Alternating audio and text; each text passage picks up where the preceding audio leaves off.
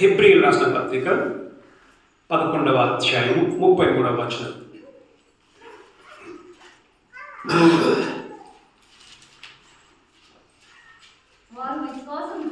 వారు విశ్వాసం ద్వారా ఓకే ఓకే ఓకే సింహముల నోరులను మూసిరి. వాక్య అంశము విశ్వాసము ద్వారా సింహముల నోర్లను మూయించుట. By faith stop the mouths of lions. విశ్వాసము ద్వారా సింహముల నోర్లను మూయించుట. గమనిస్తే ఇక్కడ సింహమును మనం ఎవరైనా చూసారా? సింహం చూసారు ఎవరన్నా? ఓకే, సింహమును చూశారు. కానీ ఎట్లాంటి సింహమును చూసాం మనము? బంధింపబడిన జూ పార్కులో సింహాన్ని మనం చూసాం. సింహము అని మనము ఆలోచన చేసినప్పుడు సింహములో నోరులను మూయించినట్టుగా మనం చూస్తున్నాం. కొందరు సింహముల నోరులను విశ్వాసము ద్వారా మూయించారు. సింహము అని మనకు గుర్తొస్తే సింహమును చూస్తే మనం భయపడతాం. సాధారణంగా నేను కుక్క కూడా భయపడతాను. కుక్కలకు భయపడతాం మనం. ఇక సింహానికి మనము భయపడతాం ఖచ్చితంగా. ఇంకోటి, సింహము చూస్తే భయము. రెండవది, సింహము నోరు తెరిస్తే భయమే. ఎందుకు భయం? నోరు తెరిస్తే ఆ శబ్దానికి ఏమనుకున్నాం? అరే నోరు తెరిచిందా, అయిపోయింది కదా. ఇంకా నోరు అయిపోయింది అనుకుంటా, ఇంకా మింగేస్తుందేమో నన్ను. అనేక సందర్భాల్లో మనం ఎలాంటి పరిస్థితుల గుండా వెళ్తామంటే మన బ్రతుకుల్లోనికి సింహములు వస్తూ ఉంటాయి, భయాలు వస్తూ ఉంటాయి. ఈ భయాలు ఎలాంటిగా ఉంటాయంటే ఇంకా నన్ను మింగేస్తుందేమో, నన్ను అయిపోయిందేమో, నన్ను మింగేస్తుందేమో, నేను అయిపోతాను ఇంకా అని మనం అనుకుంటాం. కానీ ఇక్కడ కొందరు వ్యక్తులను గురించి మనము చూస్తున్నాం. ఏంటంటే వారు చూశారు కానీ అరిచేదాకా వాళ్ళు అక్కడ లేరు. నోరులు మూయబడ్డాయి అంటే చూశారు కానీ వాళ్ళు శబ్దము వినలా. శబ్దం అంటే సింహం యొక్క గర్జన వినలా. గర్జనకు మనం భయపడతాం. గర్జన వాళ్ళు వినాలి అంటే వారికి ఇంకా అయిపోతుంది అన్న భయం వాళ్ళకి కలగల. అయిపోయింది అనే ఛాన్స్ కూడా రాలేదు. అయిపోయిందని ఎప్పుడు అంటామా? ప్రతీక అయిపోయిందని ఎప్పుడు అంటాం? నోరు తెరిచిందా, మింగేసిందా, అయిపోయిందిరా. ఇక మనము గమనిస్తే సింహముల దగ్గర బైబిల్లో మనకి 3 వ్యక్తులు కనిపిస్తారు. ఒకటి, దావీదు సింహమును చీల్చాడు, సంసోను సింహమును చీల్చాడు. ఇక్కడ మనం చదివే దేవుడి గురించి దానియేలు సింహపు నోరులను మూయించాడు. ఇక్కడ అది మనము చూసుకుంటాం. దానియేలు గ్రంథము 6వ అధ్యాయము మనము చూసుకుంటామా 6:22. దానియేలు 6:22 చదవండి. 6:22. నేను నా దేవుని దృష్టికి నిర్దోషిగా కనపడితిని కనుక తన దూతను పంపించి, చూడండి, సింహములు నాకు ఏ హానియు చేయకుండా వాటి నోళ్ళు మూయించెను. గమనించండి, ఇక్కడ సింహము అని లేదు, సింహములు అని ఉంది. హెబ్రీ 11లో కూడా సింహముల నోర్లను మూయించామా? ఒక్క సింహము కాదు, అనేకమైన సింహములు. చూడండి, అదే అంటాడు 22వ వచనంలో, సింహములు నాకు ఏ హాని చేయకుండా వాటి నోళ్ళు మూయించెను. మా దేవుడు నీ బ్రతుకుల్లోకి వచ్చే సింహములు, నీ బ్రతుకుల్లోనికి వచ్చే భయాలను ఆయన మూయించే దమ్ము, శక్తిని దేవునికి ఉంది. అది ఎట్లా మూయించగలడు? దేవునికి ఆ శక్తి ఉంది. కానీ ఎందుకు అనేక సందర్భాలలో సింహాలు మనకు కనిపిస్తున్నాయి కానీ ఎందుకు మనం భయపడుతున్నాం? ఎందుకు వాటి శబ్దాన్ని మనం ఇంకా వింటూ ఉన్నాం? ఎందుకు నోరు తెరుచుకొని ఉంది? ఎందుకు మింగేస్తా అని చెప్పేసి అది కాచుకొని ఉంది? ఎందుకు అయిపోయిందని మనం భయపడుతూ ఉన్నాం? ఇక్కడ ఒక వ్యక్తి దానియేలు వాటికి భయపడ్డా. భయపడకపోవడం పక్కన పెట్టండి, అది నోరే తెరవాల. ఈరోజు వాక్యము వింటున్న నీవు నీ జీవితంలో నీ ఎదురుగా ఉన్న నీ భయాలు నోరు తెరుచుకోవద్దు అని అంటే, నువ్వు భయపడద్దు అని అంటే, ఈ వాక్యాన్ని మనం చదువుకుంటే మనకు తెలుస్తుంది ఏ విధంగా నువ్వు ఉండాలి నువ్వు సింహం నోరును మోయించడానికి. ఇక్కడ మనం చూస్తాము దానియేలు గురించి మనం చూస్తాం. దానియేలు ఈయన ఎవరు అని అంటే 13వ వచనంలో మనం చూస్తే వాళ్ళు ఏమంట 13వ వచనంలో అందుకు వారు చెరపట్టబడిన యూదాలోనున్న ఆ దానియేలు చెరపట్టబడిన. ఇక్కడ మనం చూస్తే 6వ అధ్యాయంలో 1వ వచనంలో రాజు ఏం చేస్తాడంటే ఆ రాజ్యం అంతటికి, ఈ బబులోను రాజ్యం అంతటికి తలైవార్లను పెడతాడు. తలైవార్లు 120 మంది తలైవార్లు రాజమండ్రి లైక్ ఎమ్మెల్యేలు ఉంటారు కదా, ఎమ్మెల్యేల లాగా 120 మందిని చెప్పి పెడతాడు. ఈ 120 మందిలో ఇంకా 3 పెద్దలుగా పెడతాడు. చూడండి 2వ వచనం, వారిపై 3 ప్రధానులుగా నియమించను. ఈ రాజు ఫస్ట్, రాజు తర్వాత ఎవరమ్మా 120 మంది. ఆ 120 మందిలో 3 ప్రధానులుగా పెడతాడు. ఆ 3లో దానియేలు ముఖ్యుడు అంట. మళ్ళా ఎవరమ్మా ఆ 3లో ఎవరు? దానియేలు ముఖ్యుడు. అయితే ఏమైందనంటే దానియేలు ముఖ్యుడు కాబట్టి ఈ వీళ్ళున్నారు కదా, ఎవరు ఆ రాజ్యంలో ఉన్న వాళ్ళు ఏమన్నారు, మేము ఈ గడ్డకు చెందిన వాళ్ళం, మేము ఈ దేశానికి చెందిన వాళ్ళం, వీడెవడో బయటోడు వచ్చి మా మీద పెత్తనం చేసేది ఏంటిది?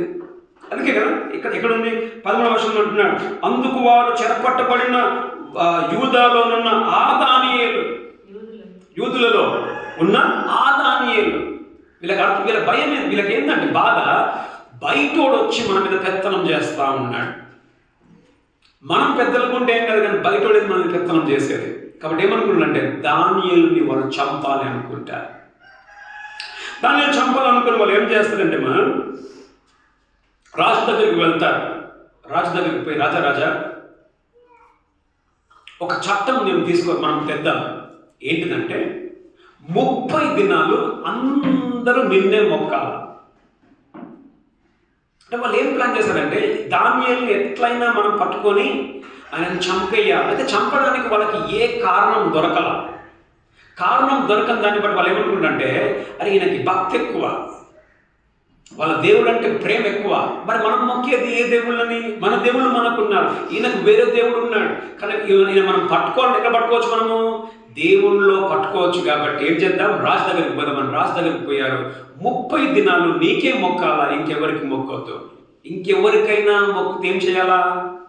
సింహములకి వేసేయాలి, సింహములకు పడేయాలి అని రాజు చెప్పినప్పుడు రాజుకు తెలియదు ఏమని, ఇది దానియేలు, నేను ప్రేమించే దానియేలు కొరకే ఇది వాళ్ళు ఉచ్చు బిగించిందని చెప్పి రాజుకు తెలియదు. రాజు తెలియదు ఏం చేస్తామా, రాజు సైన్ చేసేస్తాడు, సీల్ వేసేస్తాడు. అది మనం కింద చూసుకుంటాం. మనం గమనించండి, అది పారసికుల యొక్క చట్ట ప్రకారము, రాజ్యాంగం ప్రకారము ఒక్కసారి రాజు ముద్ర వేస్తే ఆ ముద్రను మార్చేది కాదు, రాజు కూడా మార్చలేడు, పడేయాల్సిందే.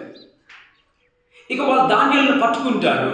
ఎందుకంటే దానియేలు ఏం చేస్తారమ్మా, రాజుకు మొక్కడు, దేవునికే మొక్కుతాడు. వాళ్ళు రాజుకి చెప్తారు, దానియేలుని పట్టుకుంటారు. దానియేలుని ఎక్కడ వేస్తారమ్మా, సింహంల బోనులో వేస్తారు. రాజుకు నిద్ర పట్టదు. పొద్దున్న రాజు పోతాడు, దానియేలా నువ్వు బ్రతుకున్నావా? దానియేలు బ్రతికే ఉన్నాడు. తర్వాత రాజు కోపం వచ్చింది. కోపం చేసామా, ఎవరైతే దానియేలుకి వ్యతిరేకంగా ఇలాంటి చట్టాన్ని రాయించారో వారిని, వారి భార్యల్ని, వారి పిల్లల్ని తీసుకొని పోయి ఏం చేస్తామా, సింహంలో బోర్డులో పడేసినప్పుడు వాళ్ళు ఇంకా సింహంలోనికి, ఆ గుహలోనికి దాంట్లో పడక మునిపే సింహములు వాళ్ళని తినేసినట్టుగా మనం చూస్తాం. అయితే దానియేలు బతకడానికి కారణం ఏమిటి? కొన్ని విషయాలు, 4 విషయాలు మనం చూస్తాం. మొదటిదిగా దానియేలు సింహము నోరులను దేవుడు మూయించడానికి కారణం మొదటిది ఏంటంటే 4వ వచనం చదవండి. 4వ వచనం,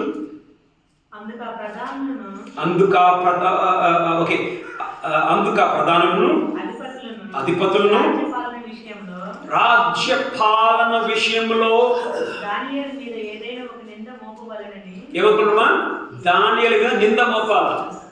ఎక్కడ? రాజ్యపాలన విషయంలో నింద మోపి రాజు దగ్గర నిలబెట్టి నేనేం చేయాలా? తీసేయాలనుకున్నారా? తగిన టైం కొరకు వెతుకుతున్నారు. ఎక్కడ దొరుకుతారు తప్పులు అని చెప్పేసి వెతుకుచుంటారు. కానీ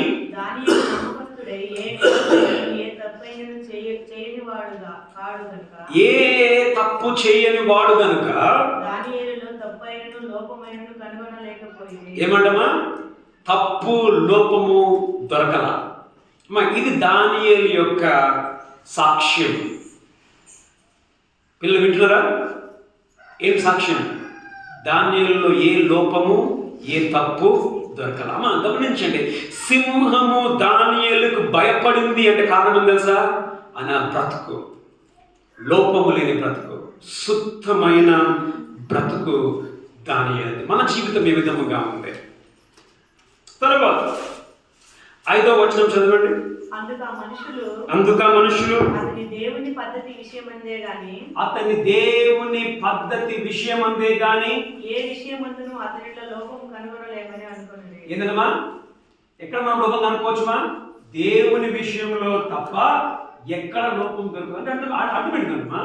ఆయన దేవుణ్ణి ప్రేమించేవాడు. రెండోదిగా ప్రేమించేవాడమ్మా దేవుని వాక్యమును ప్రేమించేవాడు. మొదట నిందలేని జీవితమును జీవించిన వాడు.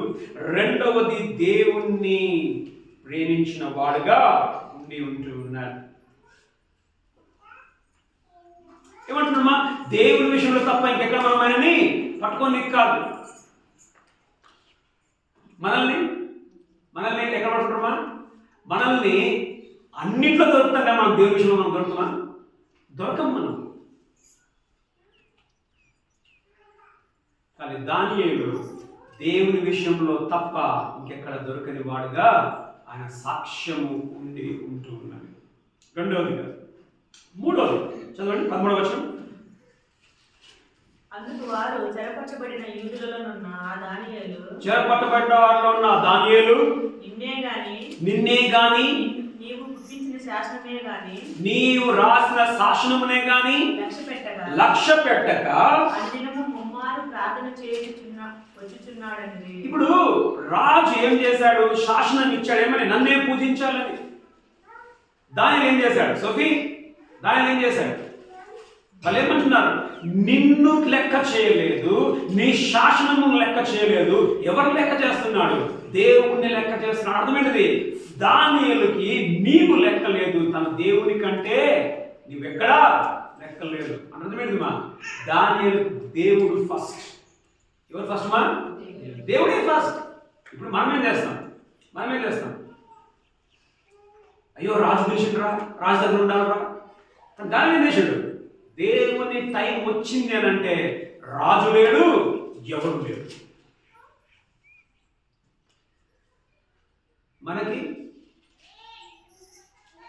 రాజులే మనకు కావాలని దేవుడు మనకు అవసరంలా. ఏది ప్రాముఖ్యం మనకి? మనం దేవుణ్ణి లెక్క చేయము, అన్నింటి లెక్క చేస్తాం మనం. దానియేలు రాజుని లెక్క చేయలే. దేవుడు వచ్చిందనంటే వింటున్నావా? దేవుడు వచ్చిందనంటే నాకు రాజు కూడా అవసరం లేదు. మనం చదువులకి ఇంపార్టెన్స్ ఇస్తాం, ముఖ్యం. ఏమ్మా ప్రార్థన కూర్చోమంటే నేను చదవాలి. అమ్మా చదువు ఎప్పుడు ఉంటుంది? అమ్మా చర్చికి రా, పనికి పోవాలి. పని ఎప్పటికి ఉంటుంది?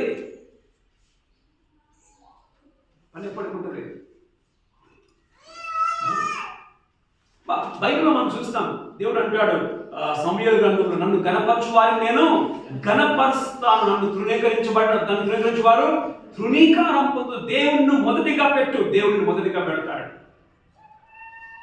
దానియేలు దేవుణ్ణి మొదటిగా పెట్టాడు. ఈ వాక్యం నేను మొన్న ధ్యానం చేసిన తర్వాత నాకు అనిపించింది, అనేక సందర్భాల్లో మనం ప్రార్థన కూర్చుంటాం. ఇక్కడ ప్రార్థన కూర్చుంటాం కానీ ఫోన్లో ఏం చేస్తాం? మనం ఫోన్లు ఎత్తి మనం మాట్లాడతాం. ఆ కారణం ఏంటమ్మా? మనకి దేవుడు కాదు ప్రాముఖ్యం, మనకి ఇంకేదో ప్రాముఖ్యం ఉంది. దేవుడి దగ్గరికి వచ్చినప్పుడు దేవుడే ఫస్ట్. మొన్న ఉపవాస ప్రార్థన ఉండే. ఉపవాస ప్రార్థనకి పోవాలనుకున్నప్పుడు సోఫీ చదువుతా ఉంది. వాళ్ళ అమ్మ చెప్పింది ప్రార్థనకు పోదాం. నేను రాను, చదువుకోవాలి. వాళ్ళ అమ్మకి ఆమెకి 2 కూతురు. గట్టి గట్టి కేకలు, నేను రాను, నువ్వు రా. రానంటది చదువు కంటే దేవుని కంటే నీ చదువు ముఖ్యం కాదు. నువ్వు చదువు బంద్ చేసినా పర్లేదు, ఫస్ట్ ప్రార్థన. వచ్చి డాడీ అని అన్నది, బిడ్డ పోదాం ప్రార్థనకి. మా తప్పు కాదు, పిల్లలకు మనం నేర్పియాలా. ఏంటిది? దేవుడు ముందు. ఒక మాటమ్మా, చదువు ఎంతసేపు చదువుతామా? నువ్వు ఇప్పుడు దానియేలు ఎప్పుడు రాజు దగ్గరనే ఉంటాడా? రాజు దగ్గర ఉంటాడు, కొంచెం గ్యాప్స్ ఉండేది ఉండదా? ఆ గ్యాప్లో కానీ దేవుని మనం ఫిట్ చేయలేదు కదా. దానియేలు జీవితంలో సింహములు నోరులు మూసుకున్నాయంటే దానియేలు దేవుని కంటే ఎవరిని లెక్క చేయలేదు. ఇక్కడ కూర్చున్న నీకు దేన్ని లెక్క ఎక్కువ? పొలము పనులు, పిల్లలు, భార్య భర్తలు, బంధువులు, చదువులు. పిల్లలు ఏం చెప్పాలమ్మా? ఏం చెప్పాలా? దేవుడు వచ్చినట్టు దేవుడు ఫస్టా, చదువు ఫస్టా? చదువుకోవాలి చెప్పి ఎవరైతే స్కూల్కి పోట్లేరో కాలేజీకి పోతే వాళ్ళు చెప్తున్నారు. చదువుకునే పిల్లలు చెప్పండి, ఏది ఫస్ట్?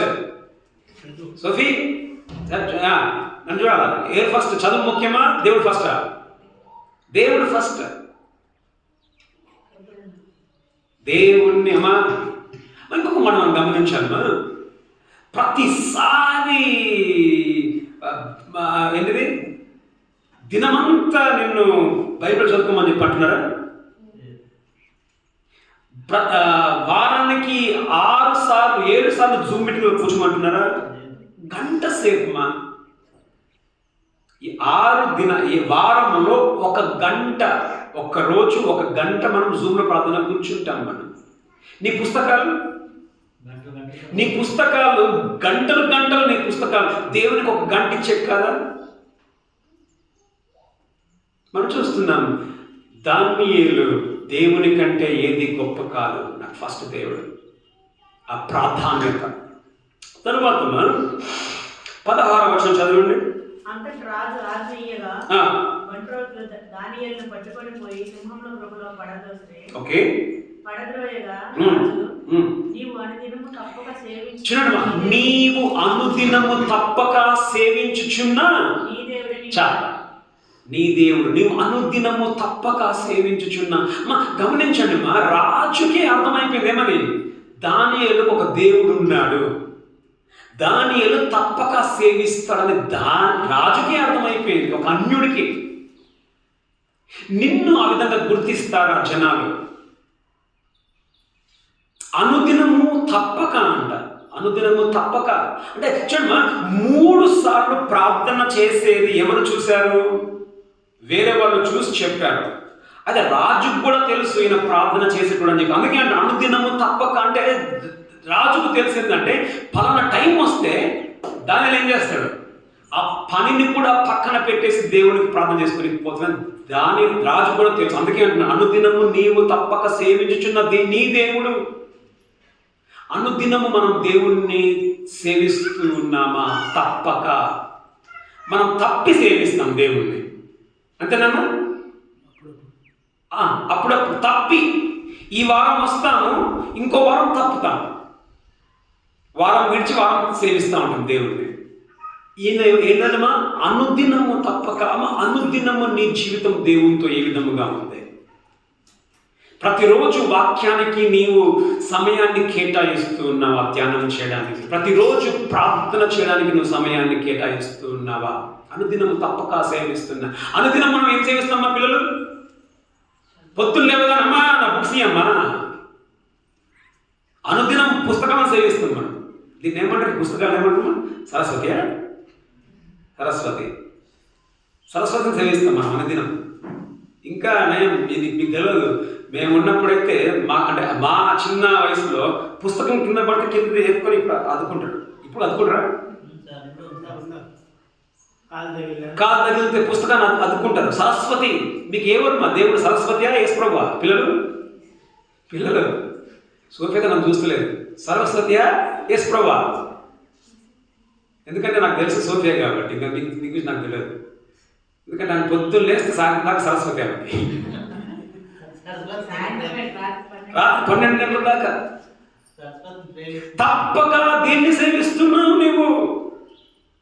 యేసు ప్రభుని తప్పక గమనించండి జీవితంలో సింహాలనికి ఎదురైతే ఇప్పుడు పిల్లలు ఏమన్నారు, పిల్లలు మీరు గమనించండి. మీకు సింహం రాబోతాం. ఏ సింహమ్మా? ఎగ్జామ్ రాబోతా ఉంది. భయమా లేదా మీకు? అయ్యో గర్జిస్తుందేమో, నోరు తెరుస్తుందేమో, ఎట్లాంటి క్వశ్చన్ పేపర్ వస్తుందేమో, అయ్యో నన్ను మింగేస్తాము, నేను ఫెయిల్ అవుతానేమో. ఉందా నీకు ఆ భయం? ఉంది, ఆ భయం ఉంది. భయం ఉన్నా కానీ దానియేలు ఏం చేసిండమా? సింహానికి భయపడ్డా, దేవునికి భయపడ్డాడు. అనుదినము తప్పక సేవించామా? గమనించండి బిడ్డలు, మీరు ఏం చేయాలమ్మా? దేవుని సమయాన్ని దేవునికి ఇవ్వాలి, దేవుణ్ణి అనుదినము సేవించాలి. మొదటిదిగా ఆయన నిందలేని జీవితము, తర్వాత దేవుని కంటే ఎటుమా దేవుణ్ణి ఎక్కువగా ఆయన దేవుని వాక్యమును ప్రేమించాడు. దేవుని కంటే దేనిని ఎక్కువగా ఆయన పెట్టలేదు, ఫోకస్లో పెట్టలేదు. ఒక ప్రశ్న అడిగింది అనుకో ఎవరన్నా వచ్చి, నీకు యేసు ప్రభువా, నీకు బైబిలా బుక్స్ అంటే ఏమన్నా? బైబిలా బుక్స్ అంటే ఏమన్నా? చెప్పండి మా. బైబిల్ అంటారా? మరి దినం చదువుతున్నారా బైబిల్? ఒక అరగంటన దేవునితో టైం గడుపుతున్నారా మీరు? ఒక హాఫ్ అన్ అవర్ దేవునితో టైం గడుపుతున్నారా? అనుదినము తప్పక దేవుని సేవించిన మనం చూస్తూ ఉంటున్నాం. సో మనం ఇక్కడ చూస్తున్నాం ఆయన సాక్ష్యమును బట్టి సింహములు నోరులు మూసుకున్నాయి. తర్వాత రెండవది ఆయన సాక్షి, ఆయన జీవితం ఎందుకు సింహములు నోరు మూసుకున్నది? రెండో ఏంటిదంటే 10వ వచనం చదవండి. ఇట్టి శాసనము సంతకము చేయబడినని దానియేలుకు తెలిసింది. ఏమని తెలిసింది? ఒక చట్టం వచ్చింది. ఏమని? రాజుకు తప్ప ఇంకెవరైనా మొక్కితే సింహములకేస్తానని చట్టం వచ్చిందని దానియేలుకు తెలిసింది. తెలుసుకొని అతడు తన ఇంటికి వెళ్ళి యథాప్రకారం అనుదినము ముమ్మారు మోకాలుని తన ఇంటి పైగది కిటికీలు యెరూషలేము తట్టునకు తెరవబడి ఉండగా తన దేవునికి ప్రార్థన చేయొచ్చు. చాలా తన దేవునికి ప్రార్థన చేయొచ్చు. గమనించండి, మనమందరం ప్రార్థన చేస్తాం. ఎప్పుడు ప్రార్థన చేస్తాం మనం? ఇప్పుడు ఈయన ప్రార్థన ఎప్పుడు చేశాడు మన ముందు? ఎప్పుడైతే విన్నాడో సింహంలో బోన్లో వేస్తాడని ప్రార్థన చేశాడు. మరి నీకు ప్రార్థన జీవితం నువ్వు కలిగి ఉన్నావా? దేవునితో సంబంధం నువ్వు కలిగి ఉన్నావా? అయితే మొదటిదిగా మనం గమనిస్తే ఆయన ప్రార్థన చేశాడు. కానీ ఆ ప్రార్థన ఎలాంటి ప్రార్థన అంట? తాను అనుదినము ముమ్మారు ప్రార్థన చేసినట్లుగా ప్రార్థన చేసి, అనుదినం అంటే అర్థం ఏంటిది? గమనించండి, సింహముల బోన్లోనికి వేస్తామన్నప్పుడు ప్రార్థన చేశాడా, లేకపోతే ప్రార్థనే ఆయన జీవితమా? ప్రార్థనే ఆయన జీవితం. మనం ఎట్లా ప్రార్థన చేస్తాం? మనము ప్రార్థన జీవితం మనకు ఉండదు. దేవుడు మనకు అంతకుముందు గుర్తురాడు. ఎప్పుడు గుర్తొస్తాడమ్మా? సింహంలో బోను వచ్చినప్పుడే దేవుడు మనకు గుర్తొస్తాడు. ఎగ్జామ్స్ అప్పుడు ఎగ్జామ్ పేపర్ ముందు పెట్టుకున్నప్పుడు ప్రార్థన గుర్తొస్తుంది, కానీ ఎగ్జామ్స్ ముందు ప్రిపేర్ అయ్యేటప్పుడు నీకు దేవుడు గుర్తురాడు. చదివే ముందు ప్రార్థన చేస్తారా? చదివే ముందు దేవా నేను చదువుతున్నా, జోష్ నాకు తలొప్పుతుంది. గుడ్. చదివే ముందు దేవా నేను చదువుతున్నా, నాకు అర్థం అవ్వడానికి సహాయం చేయని దేవునికి ప్రార్థన చేస్తారు. అప్పుడు ప్రార్థన చేయం. అప్పటిదాకా తల బాదుకుంటాం, రాత్రి పగలు తల బాదుకుంటాం, తినకుండా తల బాదుకుంటాం. ఎగ్జామ్ దగ్గరికి పోయినాక పేపర్ రాకముందుకి దాన్ని కోపం చేయకుండా దేవా ప్రార్థన చేస్తాం. 2 సెకండ్. అది కూడా సింహం వచ్చినప్పుడు ప్రార్థన చేస్తాం, సింహం రాకముందు. గమనించండి దానియేలు ప్రార్థన అది ఆయన స్వభావమే ప్రార్థన, ఆయన అలవాటే ప్రార్థన.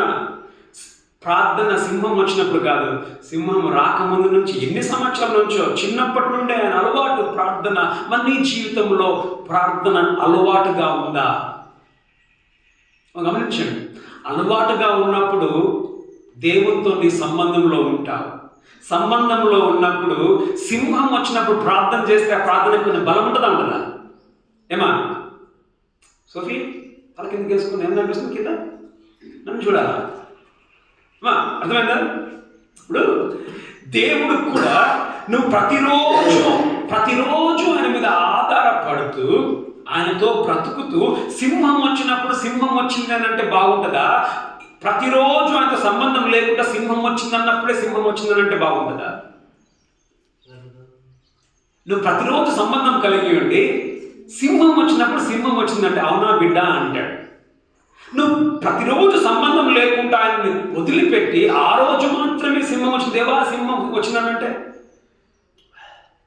అనేక సందర్భంలో మనం ఎట్లాంటి బ్రతుకులు మనమేమంటామా, దేవుణ్ణి మనం వాడుకొని విడిచిపెట్టే రకాలు మనం.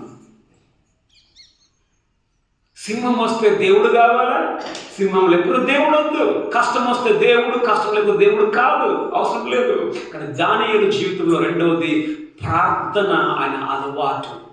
ఇక్కడ కూర్చున్న నీకు ప్రార్థన అలవాటుగా నీకు ఉందా? ఎంతసేపు ప్రార్థన చేస్తూ ఉన్నారు పిల్లలు? తప్పలేదు, 10 నిమిషాలు ప్రార్థన చేస్తే తప్పలేదు. మొదటిగా.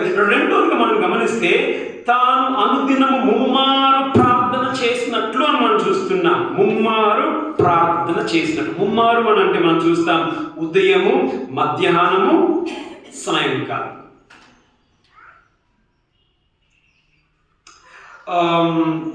సో ముమ్మారు అని అంటే మనం గమనించండి, దానియేలు టైం పొద్దున 9 గంటలకు ఆయన టైం. ఏం టైం? ప్రార్థించే టైం. మధ్యాహ్నం 1 గంటకు ప్రార్థించే టైం. సాయంత్రము 6 గంటలకు ప్రార్థించే టైం. ఓకే, ముమ్మారు. అంటే దానియేలు లైఫ్ ఎట్లాంటిదనంటే రాజు దగ్గర పని చేసిన, రాజ్యంలో పని చేసిన ఆయనకి గుర్తొస్తుంది. ఏం గుర్తొస్తుంది? 9 అవుతుందనంటే ఇంకొక 5 నిమిషాల ముందు ఏమవుతుందో ఆయన ఏం గుర్తొస్తుంది? ఈ టైం నాది ప్రార్థన టైం. ముగించుకొని మళ్ళీ పనికి వెళ్ళిపోతాడు. మళ్ళీ మధ్యాహ్నం 8 గంటలకి, మళ్ళీ 1 గంటగా, 1 గంట మళ్ళీ ఏమవుతుంది? 5 నిమిషాల ముందే నా టైం వస్తుంది. ఏం టైం ఇది? ప్రార్థన టైం. మళ్ళీ పనికి వెళ్ళిపోతాడు. మళ్ళా సాయంత్రం ఇది ప్రార్థన టైం. ఆ టైంకి ఆయన ఎక్కడ ఉంటాడు? ప్రార్థన గదిలో ఆయన ఉంటాడు. అంటే అదేమిటంటే ప్రార్థనకి ఆయన సమయాన్ని కేటాయించేవాడు. Set apart. ప్రార్థనకి నువ్వు సమయాన్ని కేటాయిస్తూ ఉన్నావా? అన్నిటికి కేటాయిస్తాం మనం. ప్రార్థనకు సమయం మనం కేటాయిస్తున్నామా? అసలు సమయం ఉందా మనకి మొదటి ప్రార్థనకి?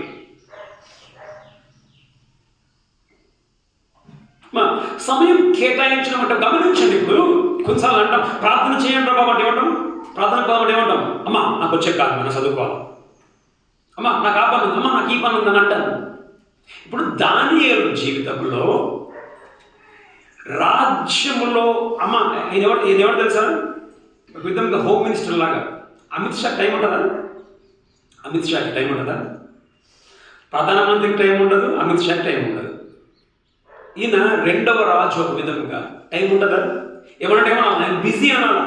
నేను బిజీ అనవలసిన వ్యక్తి ఆ బిజీ టైంలో కూడా ఏం చేసేది? టైంని పక్కకు పెట్టేది ప్రార్థన కొరకు. ఆయన తనకు గమనించండి, దానియేలు అంత బిజీ ఇంకెవరు లేరు. మనం అనుకుంటాం మనమే బిజీ అనుకుంటామా? దానియేలు నీకన్నా బిజీ అమ్మా. దానియేలు నీకన్నా బిజీ అయినా కానీ ఆ బిజీ టైంలో కూడా దేవునికి టైంని పక్కన పెట్టేవాడు. మనం పక్కన పెడుతున్నామా టైంని ప్రార్థన కొరకు, దేవుని కొరకు? మొదట ఏంటిదమ్మా?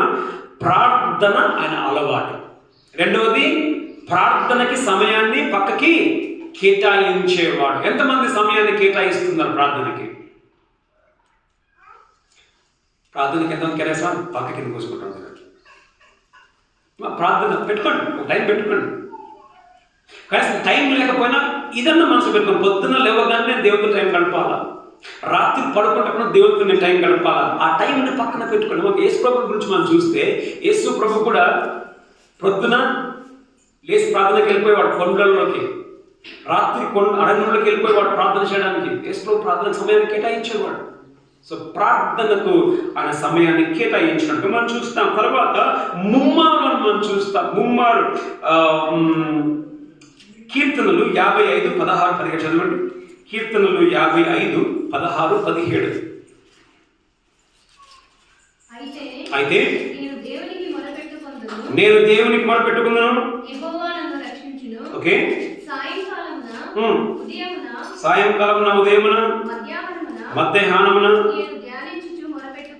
నేను ధ్యానించి, సాయంకాలం మధ్యాహ్నము ఉదయం 3 సార్లు నేను ధ్యానించి మొరపెట్టుకున్నాను. 3 సార్లు 3 సార్లు మనం చూస్తున్నామంటే ఇక్కడ మనం చూస్తున్నాం 13వ వచనం చివరి భాగంలో, అనుదినము ముమ్మారు ప్రార్థన చేయొచ్చు వచ్చును.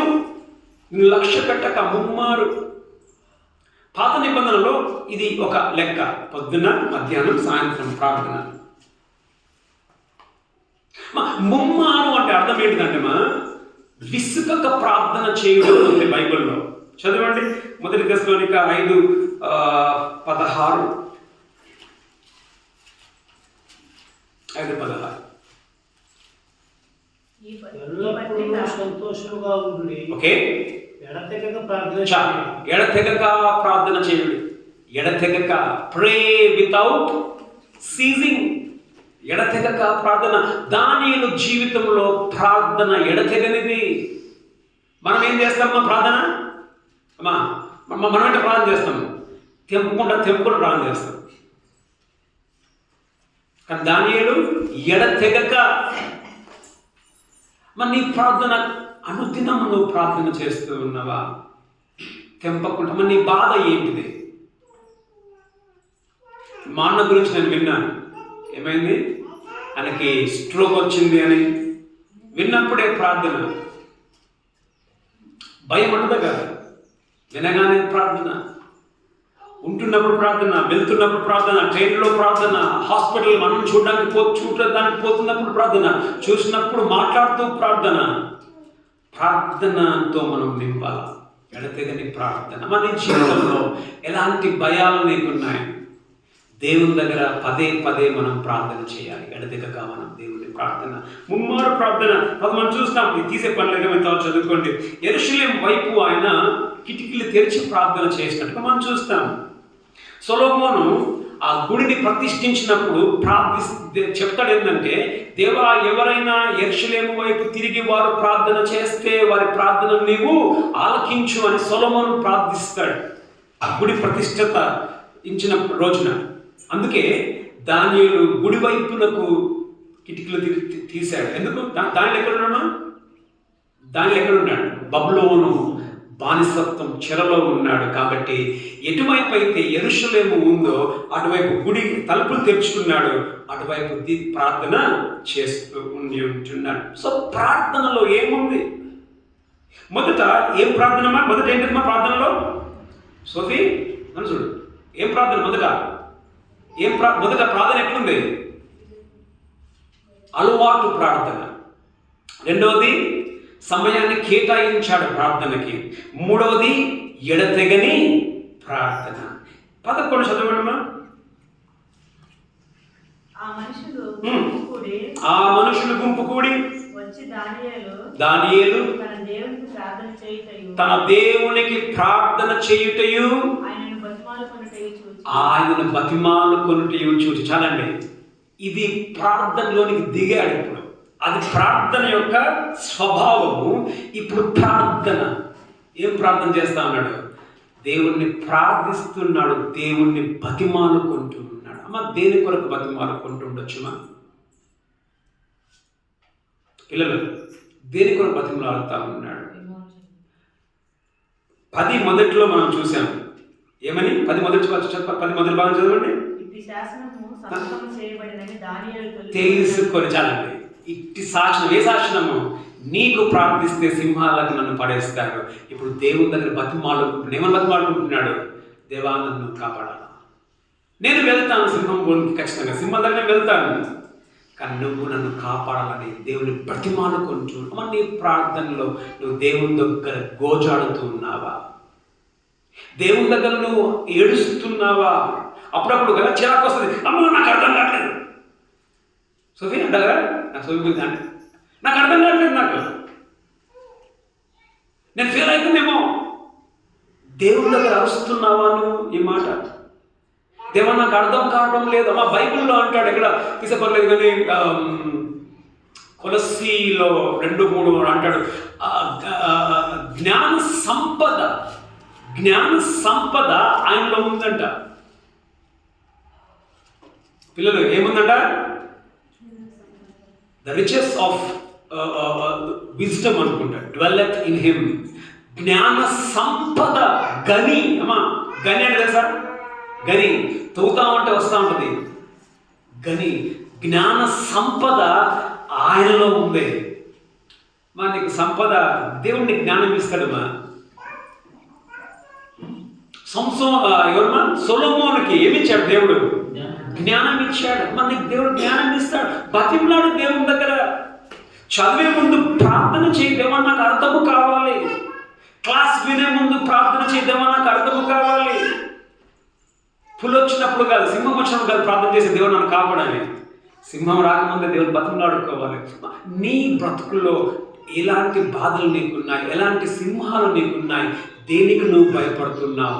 దేవుని దగ్గర గోజాడుతున్నావా? దేవుని దగ్గర బతిమాలుతున్నావా? దేవా నన్ను కాపాడు అని. ఇది ఆయన ప్రార్థన జీవితం. రెండవది. మూడవది దానియేలులో 10వ వచనం చివరి భాగం చదవండి. తన ఇంటి పై గది కిటికీలు యెరూషలేము తలుపులు తెరవబడి ఉండగా, ఓకే, తన దేవునికి ప్రార్థన చేయుచు ఆయనను స్తుతించు. చాలండి. మూడవది ఆయనను స్తుతించు. మొదట ఆయన సాక్ష్యము, రెండవది ఆయన ప్రార్థన జీవితము, మూడవది ఆయన స్తుతి జీవితం. అమ్మా సింహములోకి పడేస్తాను అని చెప్పానంటే ఏమొస్తుంది చెప్పండి అమ్మ ఒక మాట. ఏడుపు వస్తుంది, కాళ్ళు చేతులు అదురుతాయి, మాటలు రావు, నత్తిపోతాయి మాటలు, భయం వచ్చి. కానీ దానిలో ఏం చేస్తున్నాడు? స్తుతిస్తూ ఉన్నాడు. మా స్తుతి సాధ్యం కాదు, స్తుతి సాధ్యం కాదు. కష్టాలలో, బాధలలో, భయములలో స్తుతి సాధ్యం కాదు. నీకు క్వశ్చన్ పేపర్ ఆన్సర్ నీకు ఏదమ్మా, నీ బుక్స్లో నీకు అర్థం కాకపోతే దేవానికి స్తోత్రం అంటావా? చింపాడేస్తాను పుస్తకాలు చదివేదని అని చెప్పేసి. కానీ దాన్ని ఏం చేస్తున్నామా? దేవుణ్ణి స్తుతిస్తా ఉన్నాడు. ఎందుకు దానియేలు దేవుని స్తుతిస్తా ఉన్నాడు? ఎందుకంటే దానియేలుకు తెలుసు, దేవుడు లేకుండా ఆ స్థానములో దానియేలు లేడు. మొదటగా దేవుడు లేకుండా బబులోను దేశంలోనికి ఆయన ఒక చెరపట్టబడిన వాడిగా రాలేదు. దేవునికి తెలవకుండా రాజుకు నెక్స్ట్ పొజిషన్లోనికి రాలేదు. దేవునికి తెలవకుండా ఈ శాసనము రాయబడలేదు. దేవునికి తెలవకుండా ఆయన సింహం బోన్లోనికైనా వెళ్ళడము లేదు. రాజుకు తెలియదు. ఏం తెలియదు రాజుకి?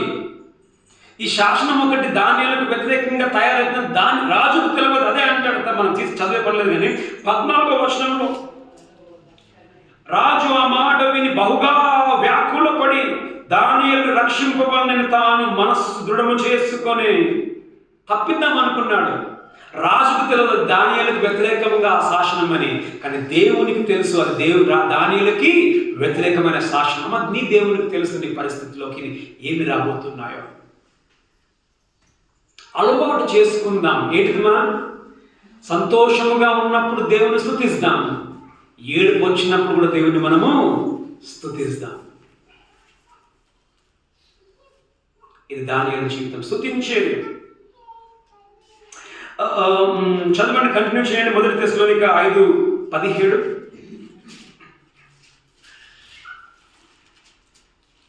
ఎడతెగక ప్రార్థన చేయండి. ఓకే, ప్రతి విషయమునందును కృతజ్ఞత చెల్లించుడి. ఏమటమా? ప్రతి విషయమందు కృతజ్ఞతాస్తుతులు అంటే అర్థమైనది. సింహము లేకున్నా స్తుతించాలి, సింహం వస్తుందన్నా స్తుతించాలి.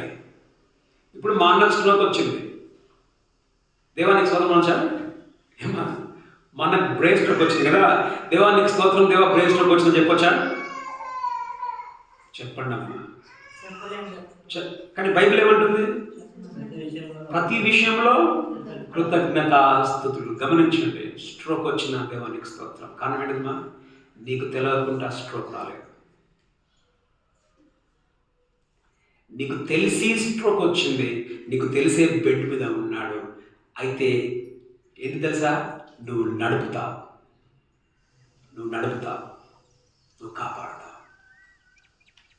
దేవునికి కృతజ్ఞత ఆశలు చెల్లించి ప్రతి విషయంలో సంతోషంగా, మనము పోయిన జూమ్లో మనం నేర్చుకున్నాం కదా, మనం ఎవరైనా సంతోషంగా ఉన్న ఎడల కీర్తనలు పాడుడే, కానీ ప్రతి విషయం అది కృతజ్ఞత ఆస్తుతుల్లో చెల్లించుడు. ఇది దానియేలు యొక్క 3వ జీవితం, కృతజ్ఞతాస్తుతులు. మనం ఏం నేర్చుకోవాలమ్మా ఇప్పుడు? ఏం నేర్చుకోవాలా?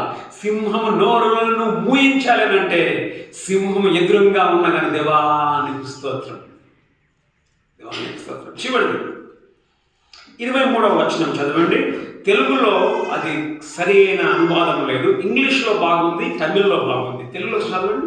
రాజు ఇతని గూర్చి ఎట్టి సంతోషభరితుడై దానియేలును గుహలో నుండి పైకి తీయుడని ఆజ్ఞ ఇయ్యగా, ఓకే, బంట్రోట్లు దానియేలును బయటికి తీసిరి. అతడు తన దేవుని యందు భక్తి గలవాడైనందున అతనికి ఏ హాని కలగలేదంట. తెలుగులో భక్తి అని ఉంది, తమిళ్లో బాగుంది, ఇంగ్లీష్లో బాగుంది. ఇంగ్లీష్ చదవని పిల్లలు 23 చదవండి పిల్లలు ఇంగ్లీష్లో. ఓకే, ఓకే, ట్రస్టెడ్, నమ్మెను అనుంది. తమిళ్లో చదువుమా. அப்பொழுது ராஜா தன்னில் மிகவும் சந்தோஷப்பட்டு தானியேலை கெபிலிருந்து தூக்கிவிட சொன்னான். ஓகே, அப்படியே தானியேலும் கெபிலிருந்து தூக்கிவிடப்பட்டான். ஓகே, அவன் தன் தேவன் பேரில் విశ్వాసమా ఇరతపడి దేవుని మీద విశ్వాసం ఉంచెను గనుక అవనికి ఒక సేదము కానపడలేదు. ఇది మా విశ్వాసం. నాకు తెలియదుమా ఏం విశ్వాసం? నా దేవుడు సింహము నోరులను మూయిస్తాడు. నమ్ముట నీ వలనైతే నమ్మువానికి సింహపు నోరులను మూయించడము కూడా సాధ్యమే. ఇది మా నమ్మాడు దానియేలు జీవితంలో. అనేక సార్లు మనం నమ్ముతామా? ఏమోరా బాబు, మింగేస్తుందేమో అనుకుంటాం, కానీ మూసుకుంటుందని మనం నమ్మమ్మ. అమ్మ నమ్ముదమ్మా. మన నీ జీవితంలో కూడా కూర్చున్న నీ జీవితంలో నీకు ఎలాంటి బాధలు నువ్వు కలిగి ఉన్నావు, ఎలాంటి భయాలను నువ్వు కలిగి ఉన్నావు, ఏమనుకుంటున్నావు? మనం మింగేస్తుంది అని, అయిపోతుంది అని నువ్వేమో అనుకుంటున్నావేమో. అయిపోదు, ఏమీ కాదు, ఏమీ కాదు. కానీ నీకేముండాలమ్మా? ఎందుకు ఏం కాదు? 4 విషయాలు మనం చూసుకున్నాం. ఏంటంటే మొదటి ఏంటిదిమా? ఆయన సాక్ష్యం బాగా ఉండే. నీ సాక్ష్యం ఏ విధంగా ఉంది? ఇక్కడ నీ బ్రతుకు ఏ విధంగా ఉంది? మొదట సాక్ష్యం. రెండోదేంటిదిమా? ఆయన ప్రార్థన జీవితం, దేవునితో సంబంధం ఏ విధముగా ఉంది ఇక్కడ కూర్చున్న నీకు. మూడోది ఏంటిదిమా? స్తుతి.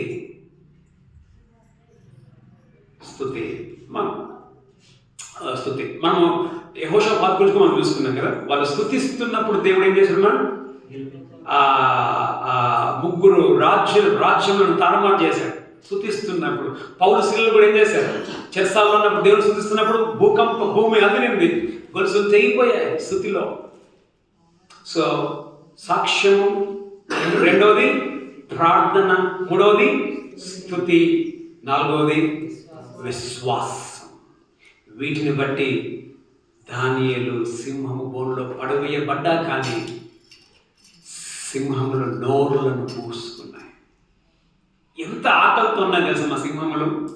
మన కిందకి వెళ్తే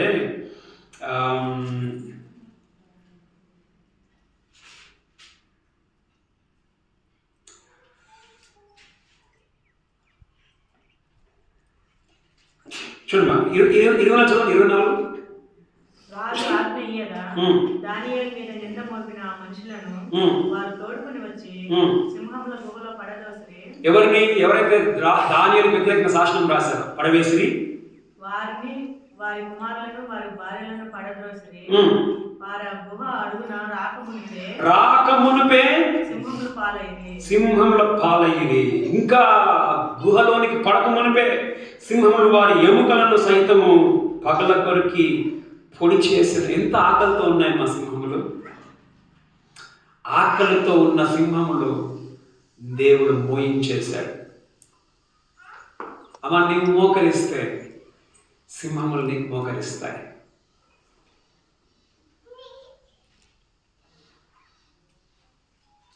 కానీ ముఖ్యమైనది ఏంటంటే మా ఇక్కడ సింహములు నోరు మూసుకోవడానికి ముఖ్యమైన కారణం మనకు అనిపిస్తుంది. ఏం తెలుసా ముఖ్యం ఏమనుకుంటుంది తెలుసా? మనం ఇక్కడ మనం దూత అంటాం కదా, ఈ దూత ఎవరంటే మా ప్రభువైన యేసుక్రీస్తు తన దూతను పంపించి వాటి నోళ్ళను మూయించాడు. షడ్రక్, మెషక్, అబేద్నెగో, దానియేలు ఎక్కడ నడుస్తున్నారు? వాళ్ళు అగ్నిలో నడుస్తున్నప్పుడు 4వ వ్యక్తి ముఖం ఎట్లుందంట? దేవుని ముఖంలా. దేవుని దూత, దేవుని ప్రభువైన యేసుక్రీస్తు. మనకి ముఖ్యంగా ఏమేమిటో తెలుసా? ప్రార్థన మనం చేస్తాం, దేవుణ్ణి మనము స్తుతిస్తాం, దేవుని మీద విశ్వాసం కూడా పెడతాం, అయినా మనం ఫెయిల్ అవుతాం. కారణం ఏం తెలుసా? చదవండి 22, ఒక చదువు ముగించుకున్నది 22 చదువు 22. నేను నా దేవుని దృష్టికి నిర్దోషిగా కనబడితిని గనుక ఆయన తన దూతను పంపించి సింహములు నాకు ఏ హాని చేయకుండా వాటి నోళ్ళను మూయించెను. రాజా, నీ దృష్టికి నేను నేరం చేసిన వాడను కాను కదా. అమ్మా, గమనించండి, ఇక్కడ నేరం అనేది 2 దశలో మనకు కనిపిస్తుంది. ఏమంటున్నాడు? ఎందుకు దేవుడు నోళ్ళను మూయించాడమ్మా? 22 మొదటి భాగంలో నేను నా దేవుని దృష్టికి నిర్దోషిగా కనబడుతుంది కనుక ఆయన తన దూతను పంపి సింహము నోళ్ళను మూయించెను.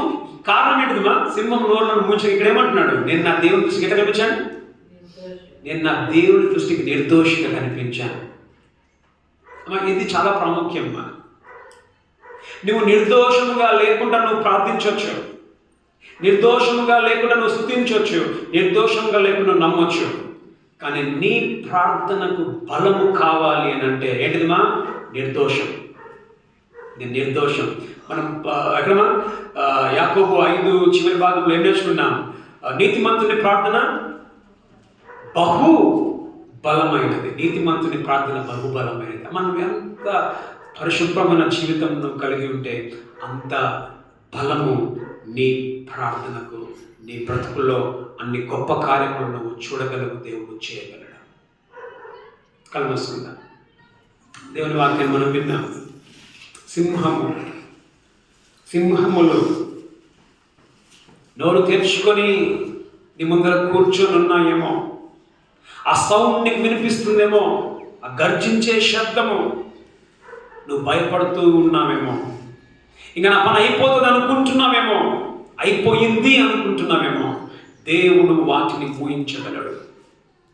దేవుడు వాటిని మూయించగలడు. ఏ హాని కలగకుండా నిన్ను కాపాడగలడు. అయితే నీ సాక్ష్యం ఏ విధంగా ఉంది? నీ సంబంధం దేవునితో ఏ విధంగా ఉంది? నీ ప్రార్థన జీవితం దేవుని ఏ విధంగా ఉంది? దానిలో దేవుని కంటే ఎవరిని లెక్క చేయలేరు. నువ్వు దేవుని కంటే ఏదైనా లెక్క చేస్తున్నావు. దేవుని దగ్గర క్షమాపణ చెప్పు. దేవా, నేను ఫస్ట్ నీవే, తర్వాత అంత నాకు. నేను ఎవరిని కేర్ చేయ. దేవుడు వచ్చిందనంటే నాకు తల్లి లేదు, తండ్రి లేదు, చదువు లేదు, ఏమి లేదు, నీవే ఫస్ట్. అనుదిన ప్రార్థనకు సమయాన్ని కేటాయించుట, ఎడతెగని ప్రార్థనలో గోజాడుట, అన్ని విషయంలో స్తుతించుట, దేవుడిని నమ్ముట. ఆ విధంగా మనం ముందాం. దేవుడు సహాయం చేసి నడిపించుగాక. తండ్రి, మీకు వందనములు. నీ వాక్యాన్ని విని ఉంటున్నాం. అనేక సందర్భాల్లో అనేక భయములు మాకు కలుగుతూ ఉంటాయి. కానీ దానియేలు జీవితంలో మరి విశ్వాసముతో వారు సింహముల నోరులను మూయించిరి. దానియేలు సింహము మరి గుహలో పడ్డాడు.